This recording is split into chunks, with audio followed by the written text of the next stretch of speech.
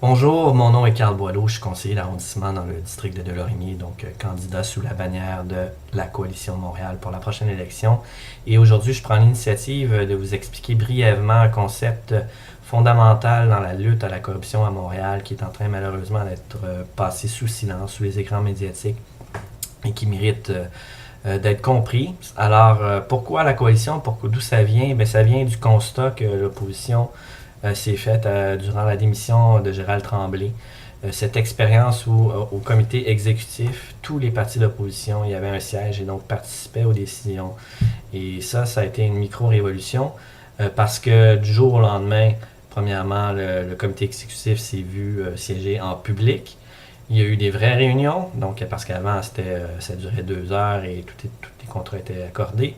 Et donc avec tous les partis de l'opposition autour de la table, c'est des vrais débats.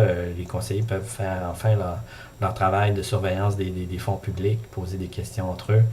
Et ça départisanise beaucoup la relation de travail entre les conseillers parce que tout le monde est mis à partie dans les décisions exécutives. Ça, c'est quand même important, mais il faut comprendre que le comité exécutif, dans l'histoire de Montréal, c'est tout là le problème, là, la corruption. Je sais que la corruption, ça existe dans toutes les sociétés, il va toujours en avoir à divers niveaux, mais dans le cas de Montréal, elle est institutionnalisée. C'est une structure, tout le problème part de cette structure, c'est-à-dire les 10 élus du comité exécutif qui donnent les contrats de 100 000 et plus sont nommés par le parti unique qui ferme la porte, qui siège à huis clos. Allô, allô, le comité exécutif siège à huis clos, donne les contrats à 100 000 et plus, loin des yeux du regard des médias, du public, de l'opposition. Et là, avec la commission Charbonneau, on comprend que le fonctionnement de cette machine, les partis au pouvoir sont préalablement financés par des groupes qui attendent en retour des contrats. Donc, il n'y a pas réelle concurrence. Des contrats à des prix convenus d'avance, ce qui amène aussi à tous nos problèmes de qualité de nos infrastructures et de développement au niveau des projets collectifs. Donc, ça, c'est le cœur, c'est les racines de tous nos problèmes.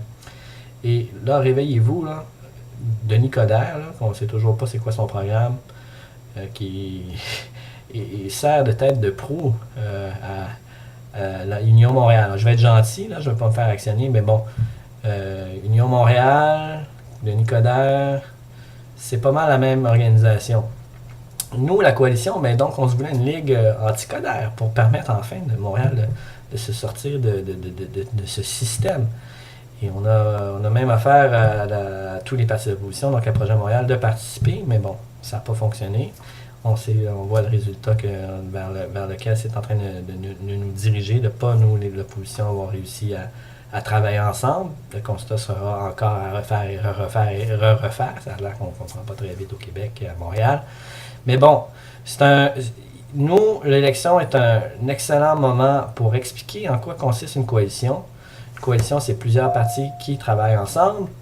Alors, on a la chance présentement, la coalition, si on est élu, on va maintenir ce jeune système en place. Donc, tous les partis de l'opposition vont avoir un siège assuré au minimum au comité exécutif. Le comité exécutif de Montréal va siéger en public, en toute transparence, et les citoyens vont pouvoir voir les sommaires décisionnels.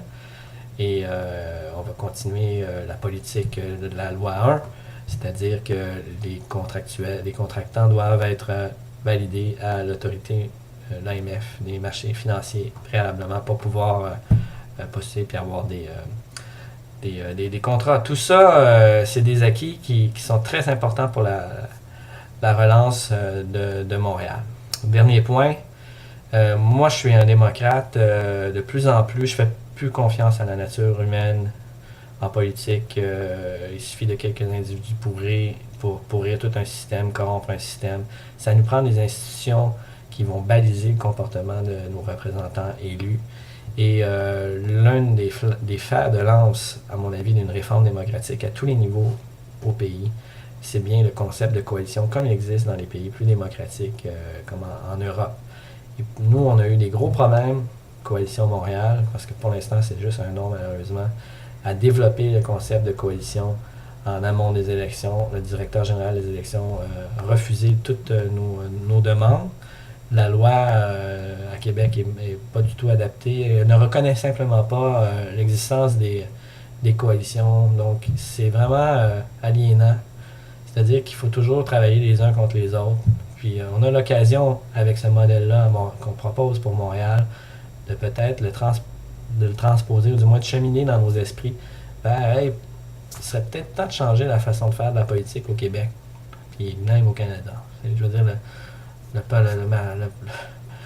ok, je ne vais pas parler de politique nationale, mais bon, il y a beaucoup de travail à faire et je vous prie, sincèrement, avant de juger les partis municipaux, de considérer tout n'est pas noir et blanc.